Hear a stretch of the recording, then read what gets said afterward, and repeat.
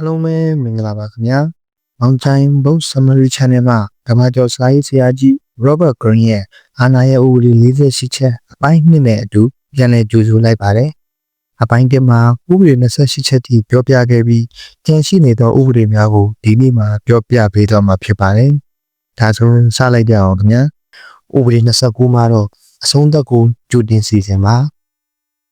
Green ကဖြစ်နိုင်တဲ့အန္တရာယ်တွေကိုအမြဲတမ်းကြိုတင်တွေးထားဖို့မခံမနိုင်တဲ့လှုပ်ဆောင်မှုတွေကိုရှောင်ဖို့နဲ့ရှင်းရှင်းလင်းလင်းခိုင်မာတဲ့ရည်မှန်းချက်ကိုအာရုံစိုက်ဖို့အကြံပေးထားပါတယ်။သမိုင်းဝင်ဥပမာအနေနဲ့ Otto von Bismarck ဟာစီးလုံးတဲ့ဂျာမနီကိုဖန်တီးတဲ့သူရဲ့ဗျူဟာကအဆုံးသတ်ကိုကြိုတင်စဉ်းစားခြင်းရဲ့အရေးကြီးပုံကိုသရုပ်ဖော်ထားပါတယ်။အဓိကအချက်အနေနဲ့ပြောင်းလဲပြင်းလဲရှိတဲ့အစီအစဉ်ကမမျှော်လင့်ထားတဲ့အဖြစ်အပျက်တွေအတွက်မရှိမဖြစ်လိုအပ်ပေမဲ့ရှင်းရှင်းလင်းလင်းရည်မှန်းချက်နဲ့ရှည်လျားတဲ့အစီအစဉ်ကအောင်မြင်မှုအရေးကြီးပါတယ်။ဥပဒေ30မှာတော့လွယ်ကူတရားပြုမှုပါ။ခမားရဲ့အောင်မြင်မှုတွေရဲ့နောက်ွယ်ကကြိုးပမ်းမှုကြိုးစားအားထုတ်မှုကိုဖုံးကွယ်ခြင်းအပြင်ခမားဟာလေးစားမှုကိုဖြစ်ပေါ်စေပြီးမျှော်လင့်ချက်ကိုလှုံ့ဆော်ပေးနိုင်ပါတယ်။မော်ဆန်မှုကိုထိမ့်သိမ်းပါစကဲတာကိုလွယ်ကူတရားပြုမှုခြင်းမှာကျွမ်းကျင်မှုတည်ရှိတယ်။သမိုင်းဝင်ဥပမာလေးနဲ့ထာလီယန်ရဲ့တွက်ချက်ထားတဲ့ပေါ့ပပနေထိုင်မှုနဲ့ဦးဒီနေရဲ့ဖုံးကွယ်ထားတဲ့ပြင်ဆင်မှုတွေကလွယ်ကူတရားအယောင်ဆောင်ခြင်းအဖြစ်အာဏာကိုကင်ဆယ်ပုံကိုသရုပ်ပြထားပါတယ်။ချွင်းချက်မှာတော့အယူတစိုက်စီစဉ်ထားတဲ့ဖွင့်ချမှုတွေနဲ့လွန်ကဲတဲ့လှုပ်ဝက်ချက်ကိုရှောင်ဖို့တော့ပြောထားပါတယ်။ဥပဒေ30မှာတော့အတူအယောင်ရွေးချယ်မှုတစ်ခုကိုဖန်တီးပါ။ဒီဥပဒေနဲ့Green ကအတိတ်ပဲရှိတဲ့အောင်ရွေးချယ်မှုကိုဖန်တီးပြီးရွေးချယ်စရာတွေကိုခမားရဲ့အကျိုးအတွက်သိမ်မွေ့စွာထိန်းချုပ်ဖို့ဖော်ပြထားပါတယ်။လည်သားမှုနည်းပညာများရွေးချယ်မှုတွေကိုခမားအတွက်အကျိုးရှိအောင်လှည့်ဖြားတာစံကျင်မဲ့ရွေးချယ်မှုကိုထောက်ခံတာနဲ့အချိန်ကြာလာတာနဲ့အမျှရွေးချယ်စရာတွေကိုကျုံ့ပစ်တာတို့ပါဝင်ပါတယ်။သမိုင်းဝင်ဥပမာလေးနဲ့ Ivan Deliver ဟာရုရှားလူမျိုးတွေကိုသူ့ကိုဆန္ဒအလျောက်အကျွင်းမဲ့အာဏာပေးဖို့အတွက်လှည့်သားခဲ့ပုံကဒီအခြေခံမူကိုတရုပ်ဖော်ပြထားပါတယ်။ချွင်းချက်အနေနဲ့ကြိုင်ဘက်ရဲ့ viewer တွေကိုစောင့်ကြည့်တဲ့အခါချွင်းချက်တွေရှိနိုင်ပါတယ်။ဥပဒေ32မှာတော့တခြားသူတွေကိုစိတ်ကူးယဉ်မှုတွေကိုဖြည့်ဆည်းပေးပါ။လူတွေဟာချက်ချင်းပြောင်းလဲမှုစွမ်းစားကံငြိမ်းချမ်းရေးဒါမှမဟုတ်ပြန်လည်ထူထောင်ခြင်းတို့ကိုပေးနိုင်တဲ့ဆွဲဆောင်မှုရှိတဲ့စိတ်ကူးယဉ်မှုတွေကိုစိတ်ဝင်စားကြပါတယ်။ဆွဲဆောင်မှုဖန်တီးခြင်းမှန်ကန်တဲ့အချိန်မှာဒီစိတ်ကူးယဉ်မှုတွေကိုတင်ပြခြင်းအပြင်ခမားဟာနောက်လိုက်တွေစီးစိမ်ဥစ္စာနဲ့အာဏာကိုဆွဲဆောင်နိုင်ပါလိမ့်မယ်။သမိုင်းဝင်ဥပမာအနေနဲ့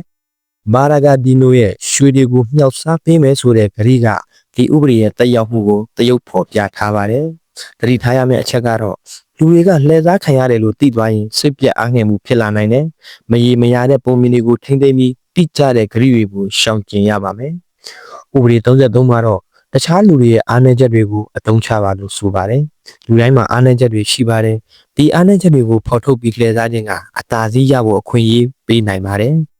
။ပြစ်မှတ်ထားရန်အားနည်းချက်များ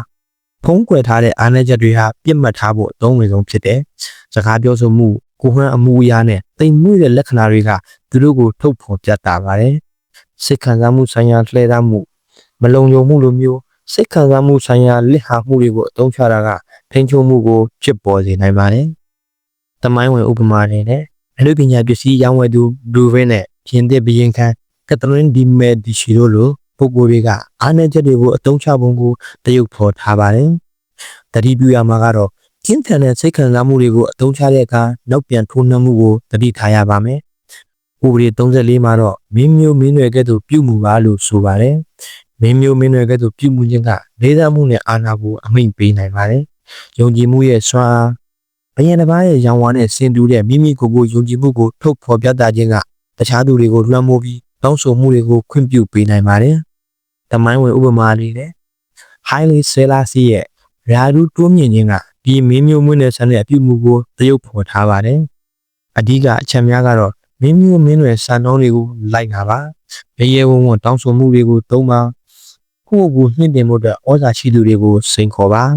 ။ဥပဒေ35မှာတော့အချိန်တိုက်ချိန်ညှိပါလို့ဆိုပါတယ်။အာဏာရဲ့စည်းချက်ကိုနားလည်ပါမြင့်တက်လာတဲ့စွမ်းအားတွေနဲ့ချိန်ညှိပါတုတ်ပြန်မှုတွေကိုကြိုတင်တွက်ဆပါသစ္စာစောင့်သိမှုတွေကိုပြောင်းလဲပါလို့ဆိုပါတယ်။ရှည်လျားသောအမြင် ရှည်လျားတဲ့အမြင်ကမဟာဗျူဟာမြောက်ထိုးပြင်းတည်နေမှုကိုပေးပြီးပြိုင်ဘက်တွေမလှုပ်ဆောင်နိုင်ခင်အချိန်ဆွဲဖို့ခွင့်ပြုနိုင်ပါတယ်။လှုပ်ဆောင်ရန်နီလန်းများရန်သူရဲ့လက်ကိုဖိအားပေးပါသူတို့ကိုနှိကွေးသွားအောင်လုပ်ပါဒါမှမဟုတ်မြန်လုပ်အောင်တွန်းအားပေးပါတမိုင်းဝင်ဥပမာအနေနဲ့ဂျိုးဇက်ဖူရှီယာပြင်သစ်မှာခေါင်းဆောင်မှုပြောင်းလဲတာကိုကြိုဖြစ်နိုင်တဲ့စွမ်းရည်ကအချိန်ကိုက်ချိန်ကြီးရဲ့စွမ်းအားကိုတရုပ်ဖော်ပြထားပါတယ်ဥပဒေ36မှာတော့ပြဿနာတတိလေးတွေကိုလစ်လူရှုပါပြဿနာတတိလေးတွေကိုလစ်လူရှုခြင်းကအာဏာနဲ့တာလွန်မှုကိုပြသပါတယ်အာယုံဆိုင်မှုရပ်တန့်ခြင်းတုတ်ပြန်ခြင်းကကိစ္စတွေကိုပိုဆိုးစေနိုင်တယ်မလိုအပ်တဲ့အာယုံဆိုင်မှုတွေကိုဆွဲဆောင်နိုင်တယ်ဒါမှမဟုတ်ပြိုင်ဘက်တသေးလေးတွေကိုမြင့်တင်ပေးနိုင်ပါတယ်ထိန်းချုပ်မှုနဲ့ထိန်းသိမ်းခြင်းအာယုံဆိုင်မှုရှာဖွေသူတွေကိုလစ်လူရှုခြင်းကသူတို့ကိုစိတ်ပြတ်အားငယ်စေပြီးခမားရဲ့ထိန်းချုပ်မှုကိုဟိန်းထားနိုင်ပါတယ်တမိုင်းဝင်ဥပမာအနေနဲ့တမရဝီစင်ဟာပန်ချိုဘီလာရဲ့တင်းငယ်တဲ့ကိစ္စကိုမာရင်စာကင်တွယ်ခဲ့တာကအန်ရယ်ကိုတရုပ်ဖော်ထားပါတယ်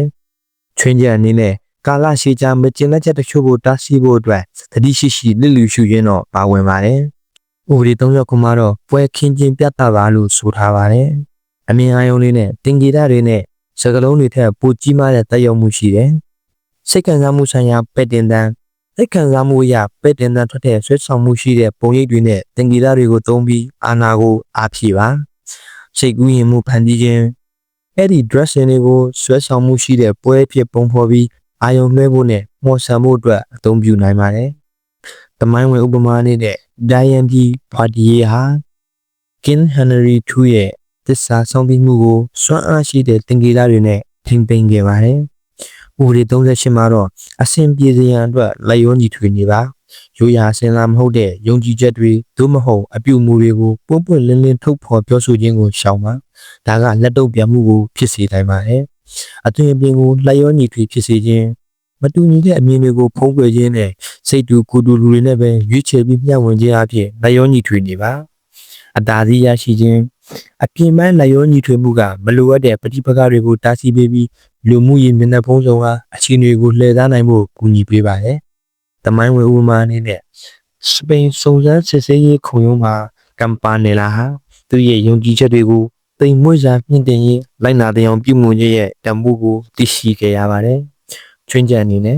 အာဏာရှိပြီးသားသူတွေသို့မဟုတ်ရည်ရွယ်ချက်ရှိအာယုံဆိုင်မှုကိုရှာဖွေနေသူတွေတော့ကတော့ချွင်းချက်ရှိနိုင်ပါတယ်။ဥပဒေ39မှာတော့ပြိုင်ဘက်ကိုလှုပ်ခါလိုက်ပါလို့ဆိုပါတယ်။ပြိုင်ဘက်ရဲ့ဒေါသကိုရည်ရွယ်ချက်ရှိဖြစ်စေခြင်းကသူတို့ရဲ့မတည်ငြိမ်မှုကိုဖော်ထုတ်နိုင်ပြီးမိုက်မဲတဲ့အပြုအမူကိုလှုံ့ဆော်နိုင်ပါတယ်။စိတ်မတမတာဖြစ်စေခြင်းသူတို့ရဲ့မာနဒါမှမဟုတ်အချင်းကြီးဖြစ်ခြင်းကိုပြတ်မှတ်ထားတဲ့ဤဗျူဟာတွေကိုသုံးပြီးသူတို့ကိုစိတ်မတမတာဖြစ်စေပြီးအခွင့်အရေးကိုရယူပါတည်ငြိမ်နေပါပြိုင်ဘက်တွေချဆုံးနေခြင်းမှာတည်ငြိမ်စွာနေခြင်းကခမားရဲ့တာလွန်မှုကိုပြသပါတယ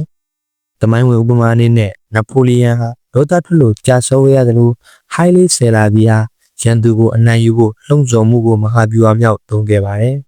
်တတိပြုရန်ထိန်းချုပ်မှုရှိကြောင်းသိကြစေပြီးတတိထားချင်းကပ်ပါဥပဒေလေးတွေမှာတော့ငွေကိုကိရိယာအဖြစ်သုံးပါလို့ဆိုပါတယ်ငွေဟာအာဏာကိုလိုက်စားရမှာအစွမ်းထက်တဲ့ကိရိယာဖြစ်ပါတယ်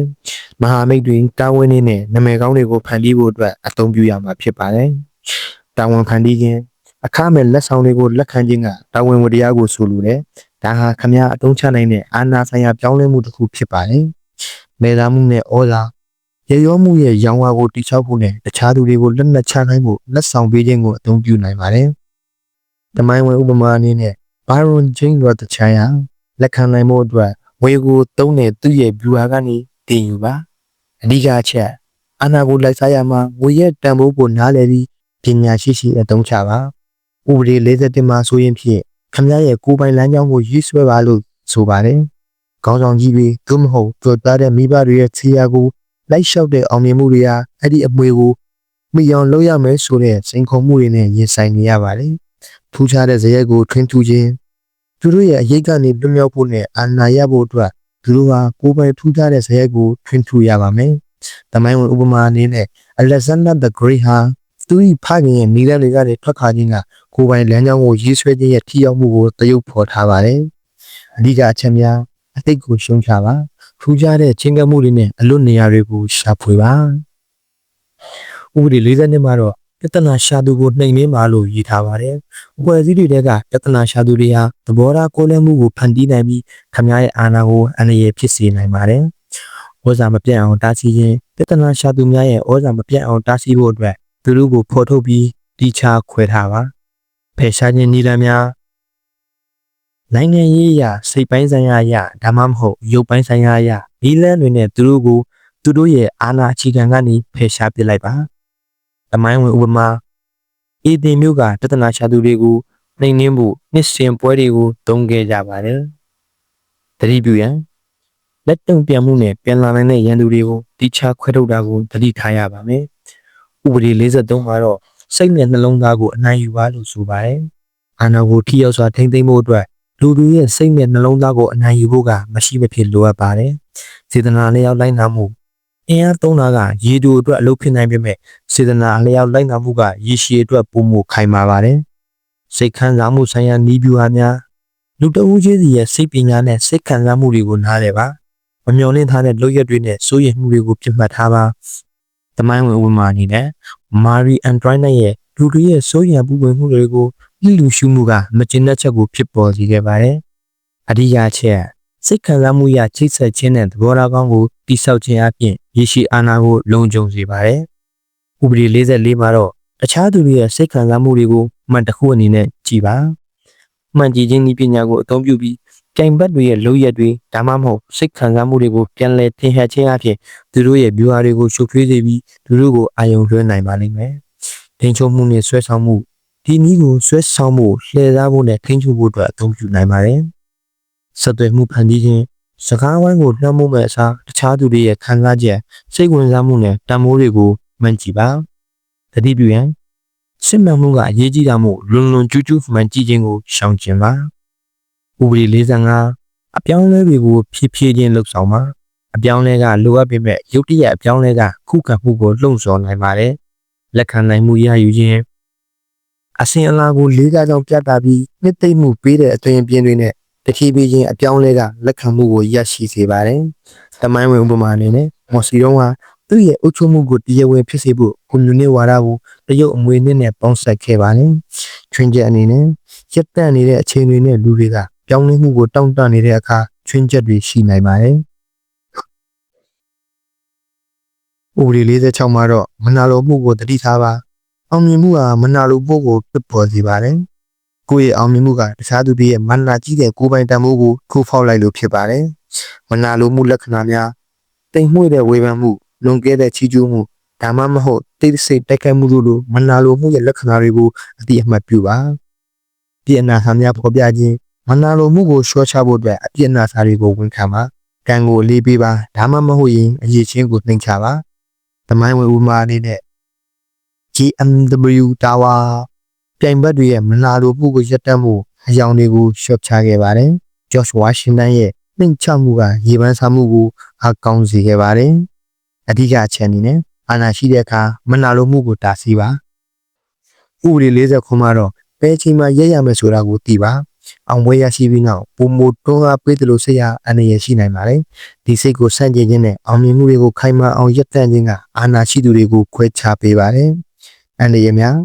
အောင်ပွဲကစိတ်ခံစားမှုဆိုင်ရာပေါ်ဆမှုနဲ့မထိချုံနိုင်တဲ့ကျေပြတ်မှုကြောင့်အန္တရာယ်တွေယူဆောင်လာပေးတတ်ပါတယ်။တမိုင်းဝင်ဥပမာအနေနဲ့မာယာဒမ်ဒီပုံပါဒူဟာအောင်ပွဲအပြီးရပ်တန့်ခြင်းကိုကြွကျင်ခဲ့ပြီးမဟာမိတ်တွေတိစောက်ပြီးဗျူဟာတွေလက်ရောညီတွေဖြစ်အောင်လုပ်ခဲ့ပါတယ်။ချွင်းချက်အနေနဲ့ရန်သူတွေကိုအပြည့်အဝနိုင်ယူတာနဲ့လှုပ်ရှားမှုကြောင့်မိုင်မောမှုကိုရှောင်တာတွေပါဝင်ပါတယ်။နောက်ဆုံးဥပဒေဖြစ်တဲ့48မှာတော့ပုံတရာမဲ့ဖြစ်ပါစေလို့ဆိုပါတယ်။ပြောင်းလဲပြင်းလဲပုံတရာမဲ့ခြင်းနဲ့ခမန်းလို့မရခြင်းကအသာစီးကိုထိန်းထားဖို့ကူညီပေးပါတယ်။ရှုပ်ထွေးစေခြင်းပုံတရာမဲ့ဖြစ်ခြင်းကရန်သူတွေကိုခမားကိုနားလဲခြင်းဒါမှမဟုတ်တံပြန်တိုက်ခိုက်ခြင်းကနေတားဆီးပေးပြီးလှုပ်ရှားနိုင်စွမ်းကိုဒေတာစေပါတယ်။တမိုင်းဝင်ဥပမာအနေနဲ့ခီအီလော်ရစ်ဟ